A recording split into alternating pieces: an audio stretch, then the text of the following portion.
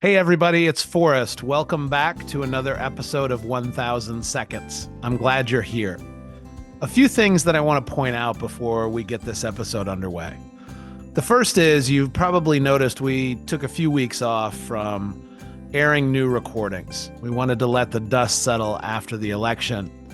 And it's worth pointing out that this episode was recorded before the election. Even though Graham and I don't get into any heated political conversation, I feel like that's important to point out. The second thing I want to make sure to point out is that I forgot, in my excitement to talk to Graham, to ask him if he remembers how we first met. We'll have to get that story some other day, but I will say this. Graham and I have been not only colleagues but friends for a long time, 15 plus years. And it's also really important for me to say that the South Carolina Office of Rural Health, the organization that Graham is the leader of, was the very first client of 1000 Feathers. Graham and I joke about that sometimes, but it's real and it's important. There is no 1000 Feathers without organizations like the South Carolina Office of Rural Health and people like Graham who were willing to take a chance on us in those early days. So Graham, thanks for that. Thanks for being you. And thanks for joining us today. Graham Adams, it's been a long time. I'm not sure when the last time we saw each other in person is. We spend a lot of time on Zoom, but glad to have you here regardless. Great to see you, Forrest. It's a pleasure to join you today. I appreciate you saying yes. I appreciate you especially saying yes to the first season when there are still some things we're trying to figure out. But we really wanted to have you involved in this conversation and get you as a guest as soon as we could. Let's do a little housekeeping, bios, this sort of thing. Dr. Graham Adams currently serves as the CEO of the South Carolina Office of Rural Health. We'll talk about what the office is and what you do in just a minute. Graham, I know you as a state and national leader on issues related to health, healthcare access, all things rural. You've been doing this work a long time. You've been the CEO since 2002, but been with the organization coming up, I think, on 30 years. Yeah, it'll be 30 years this coming March. Wow, that's great. In addition to that, serve on the boards of lots of different nonprofits and national and statewide organizations. You have and have had appointments to national advisory committees at the Department of Health and Human Services, Veterans Health Administration. And it also says in your bio, let me get this right, adjunct faculty positions at several universities. I'm assuming at least one of those is the Arnold School of Public Health at the University of South Carolina. What are the others? Clemson as well. I did not know that. Yes. The upstate university that sometimes shall not be named, but I guess it's okay to call it out in this context. It sure is. That's right. Graham, before we get going here, tell us just a little bit about the Office of Rural Health, who you are, what you do. I'm watching carefully. I know my colleague and your friend Casey Banks is watching carefully. We've worked for years with you on this elevator pitch. Now's your chance to get it right. I'm going to fail it right off the bat. It will not be 7 seconds or whatever it's supposed to be, 10 floors. All right, long form's acceptable. That's right. But you and Casey have been extremely helpful. So the Office of Rural Health, we're a not-for-profit. We were created in 1991. And we really serve as a resource for all rural communities. There is an Office of Rural Health in every state. In most states, though, it sits within the state health department or a university setting. There's only 3 of us that are not-for-profit. Got it. And as a not-for-profit, I feel like we have the flexibility to be a little bit nimble, to get in front of trends that we see, to be not so kind of reactive but proactive, and it really just allows us to go into and kind of meet communities where they are. We have about 40 some staff in 2 locations in Lexington and Orangeburg. We serve the entire state, and historically our mission and our focus for the first 5-10 years was really squarely on access to healthcare, trying to make sure that rural communities had the healthcare practitioners, the equipment, the facilities, so that folks could seek and receive care. That has broadened quite a bit to really include all those other things that we know make a community healthy. Access to healthy food, um, jobs that you can support your family, housing that is safe and affordable. So it's all those kinds of things as well. But that's kind of a 1,000-foot snapshot of the office. Welcome to 1000 Seconds, a video series presented by 1000 Feathers and hosted by the firm's co-founder and president, Forrest. In this first season, Forrest sits down with changemakers, leaders, and visionaries who are doing transformative work at the local, state, and national level. This series will give you a unique view and front row seat to bold and courageous conversations with people that Forrest has learned from and worked with along the way. So set your timers, 1000 Seconds starts now. So let's start with this. 30 years with a single organization. On one hand, on the resume, there's one line, Office of Rural Health. On the other hand, I know enough about you and your journey in the office to know you've probably seen 3 or 4 or 5 different iterations of the office. You mentioned in the early days, 3 or 4 staff. Now we're up to 40 some staff, right? All the things. As you reflect back on 3 decades of service, the field of healthcare, the nonprofit sector, how have things changed? How have things evolved as you see it? From the not-for-profit sector, it seems more crowded than it was. There's just a lot of folks now that are kind of in the not-for-profit space. Rural is kind of trendy now, so we have a lot of folks that are in rural communities, and a lot of that is very positive. More folks focused on rural, more funders funding things in rural. But there's a lot of coordination in that as well. We spend a lot of our time kind of directing traffic, if you will, Sure, trying to sure. make sure that that we're not asking a community to do something that somebody else asked them to do last week. But I think that that has certainly changed, and a lot of those folks are doing really, really good work. It's just a matter of how do we coordinate it as best we can. Yeah. When you think about healthcare more broadly, a ton has changed, but I think for our state, the most marked event, if you will, was really the rapid affiliation of small rural hospitals and rural clinics into larger health systems throughout the state. As you know, we have 3 of our largest health systems in the state, and we have both rural and urban. There's only a handful of hospitals in the state that aren't part of a multi-hospital system. So, when I started this work, if you went to a small little town, a Bamberg or a Barnwell, the local hospital CEO lived in the community. You could run into him at church or, in the grocery store and have some input. Now that a lot of that control and a lot of the coordination takes place outside of the community, I think it's just all that more important that we work with communities to help them understand what drives positive health, what causes poor health, and we help them be the best advocate that they can be. So that's where we spend kind of a lot of our time now, is really, helping communities figure out how to advocate for themselves and how to make sure that when it's all said and done, they're getting what they need.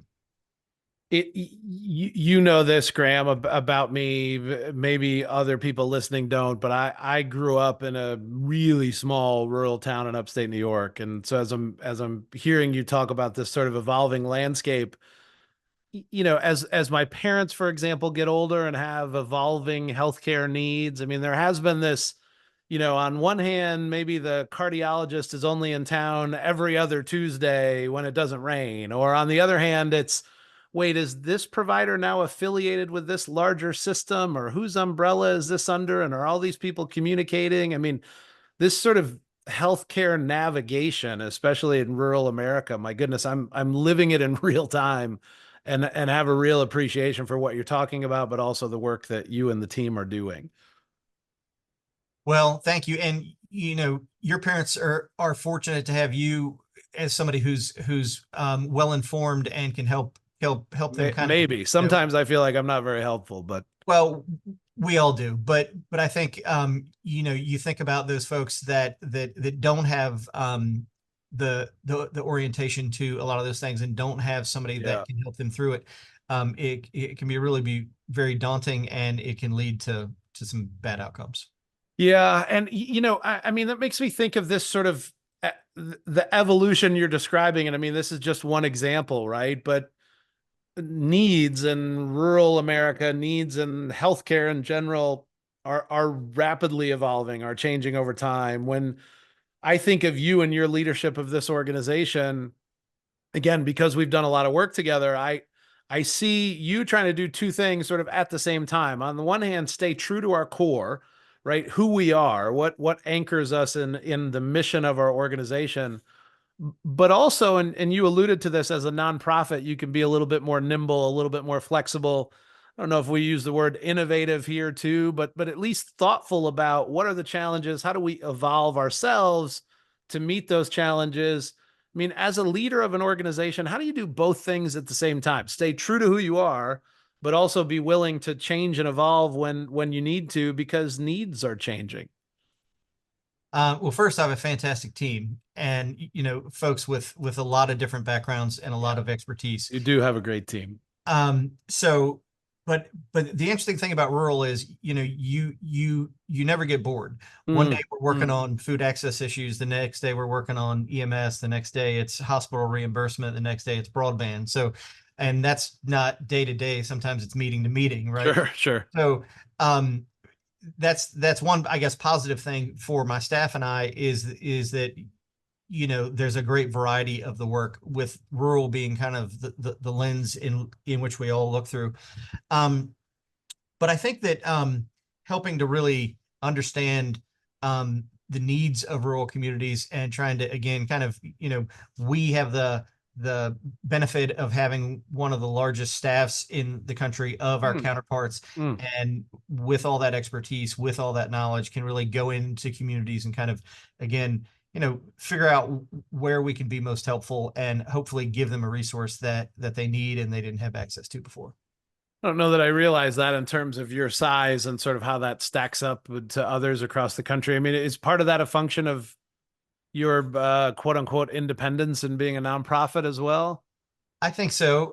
We're also very fortunate to have a lot of different funding sources. Mm, We mm. have north of 50 different funding sources. So with that, it comes a lot of stability. So we lose a Sure, couple each year because grants cycle off and new ones come on. But it sure. really has allowed us to have a large number of staff that we can sustain throughout the years. I'd say most of our colleagues throughout the country, the Office of Rural Health has somewhere between about 5 and 8 staff. Okay. Wow. So significant difference, and at least a part of that, right? I mean, I don't know which is the chicken and which is the egg, but at least part of that is this sort of diversity of work, and the need slash ability slash willingness to get involved in a lot of different conversations. My introduction to that sort of diversifying definition of rural health, if you will, came, goodness, 7, 8 years ago now, when we worked together to update South Carolina's Rural Health Action Plan. That was a process led by the Office of Rural Health, and you're kind enough to call on 1,000 Feathers to help with that. That's where I really started to more fully and completely understand that, right, rural health wasn't solely about access to care. I feel like that light bulb probably went on for some other people during that process as well. But why is that so important? All these issues that are intersecting, and housing and aging and education and transportation. I mean, it all comes together in rural America. Why does it matter that we're broadening our definition of rural health? For so long there were well-intended groups doing different things, but they were doing them in different ways and really weren't sharing results. And I won't say that's happening perfectly now, but Yeah. I think one of the things that the Rural Health Action Plan did was help us really understand that all these things do impact the other, and that you can't have a healthy population if you only focus on access to care alone. So Hmm. it's helped us as an office broaden our work, but it also has helped us to kind of figure out how we can interact with a community in a lot of different ways, not in just one. So that's a really rewarding thing for me, is that we may work with a community throughout the span of 4 or 5 years on 4 or 5 different topics, which Yeah. Yeah. hopefully there's a thread between them. We see it. Hopefully they see it as well. Yeah. That's interesting. I mean, As I think about, again, all of those different topics and having the sort of muscle memory of going through some of those meetings, I also know there were some points in time where you had to make the decision, right, of where are we going to step up and lead, where are we going to just sort of step back but be a good partner. I mean, as you're getting involved in a lot of other issues, it doesn't mean you have to be the leader and the expert, but you might have to be a better partner or collaborator. Um, I think example of that is, recently we had our board retreat and you helped us with that. And one of the things that the board identified was us um, being more intentional and trying to figure out how we can be more helpful around aging in rural. Mm. And, we've done a little bit of work around aging throughout the years, but that hasn't been a real focus of ours. But I think that, and there are folks that have been doing aging work for decades, just like we've been doing rural health work for decades. Sure.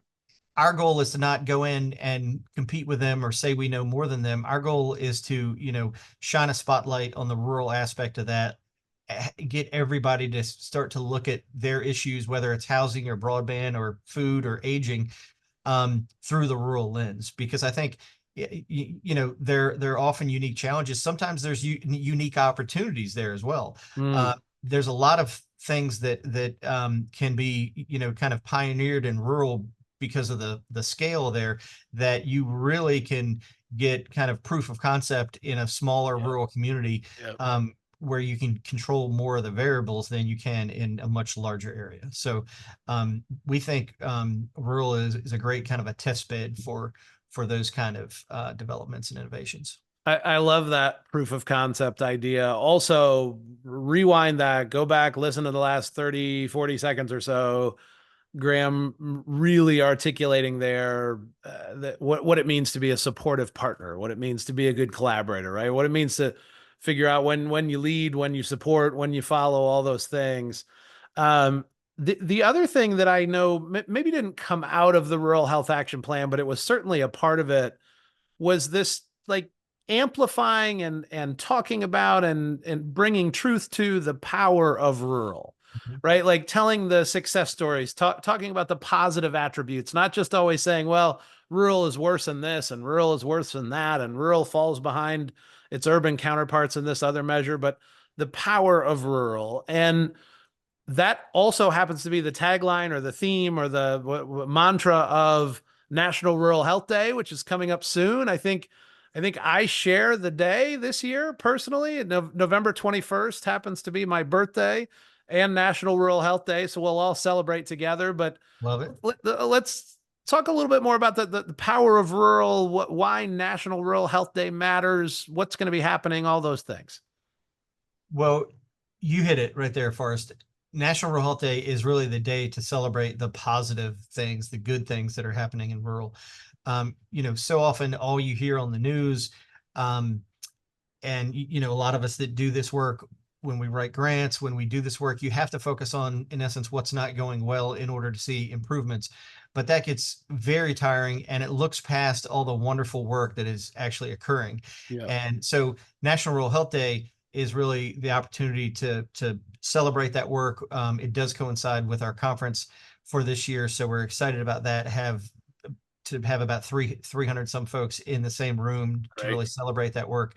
And the power of rural just goes to the point of when we start to work together and when we identify common problems, and instead of fighting about what makes us different, we focus on what makes us the same and what we can accomplish together.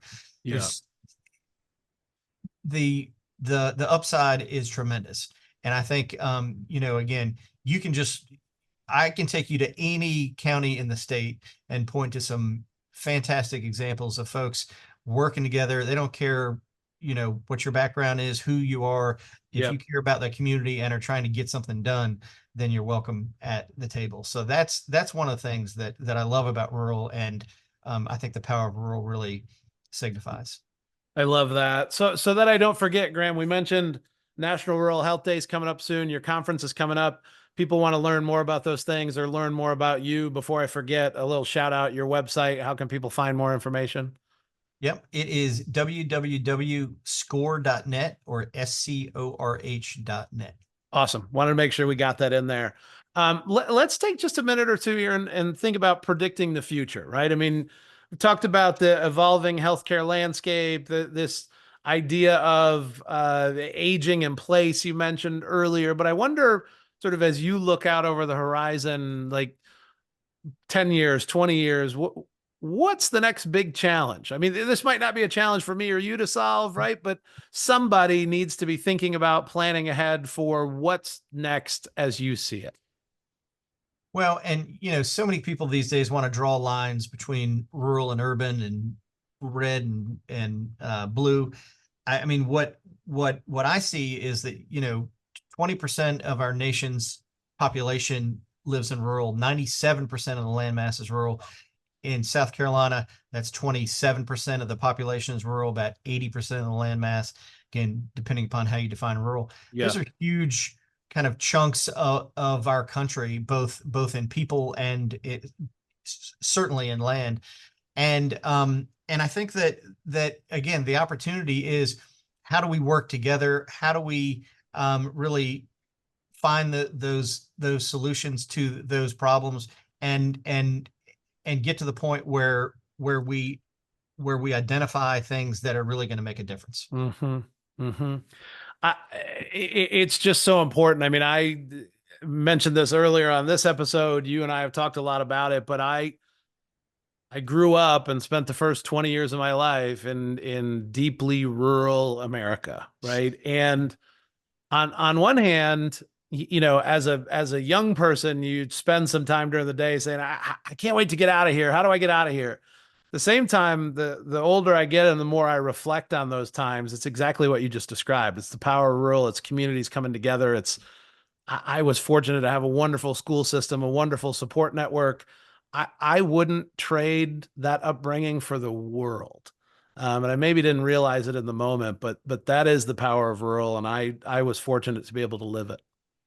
Well, and when you think about our food, our water, our power, all those things primarily come from our rural Interesting. communities. Yeah. And when you look at the broader health and safety of our nation, we need to really look after the folks that are stewards of those resources. We need to support those rural communities.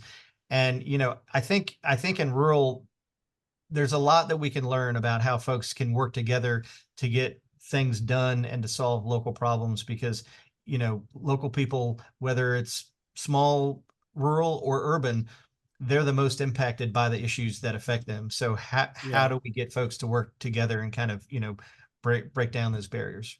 I love it. I love it. And we're almost right on the number. It's almost like we had a practice run through this. I mean, that was it was really, really well done in a full 16 and a half or so minutes. Let's close with this, Graham, as we get out of here.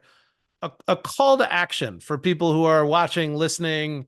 We shouted out the website earlier, but this sort of power of rural, thinking about connections to rural. I mean, what can people do if they want to be better stewards of this conversation, better partners to you? You can certainly go to our website and take a look at what we're doing and be more familiar with that. That's fantastic. But I think it can just be as simple as, the next time you go to the grocery store, the next time you engage with the healthcare system, think about the steps that it took for you to kind of do that. And then think about maybe a cousin or a friend or a college roommate or whoever that that lives in rural communities, and some of the potential barriers that are in their way to just do those same things that you did today without much of a challenge. A lot of folks in rural have access to a car, but a good number don't. There's a lot of barriers that folks encounter.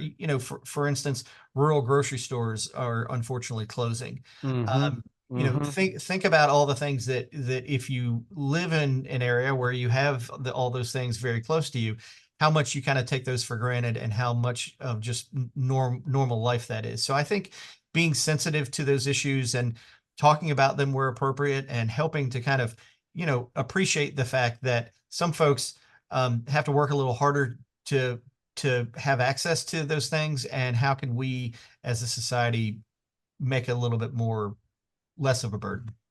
I love it. It's a great call to action for all of us and something to be thinking about moving forward. Graham, partly because I so respect you as a leader and your team and your work, partly because of my lived experience. I'm just a big fan of The Office. I'm a big fan of everything you're doing. Glad we could sit and chat about it a little bit today. You know you can call me a partner, colleague, friend, and call on us anytime. But thanks for being here with us, and thanks for sharing a little bit on 1000 Seconds.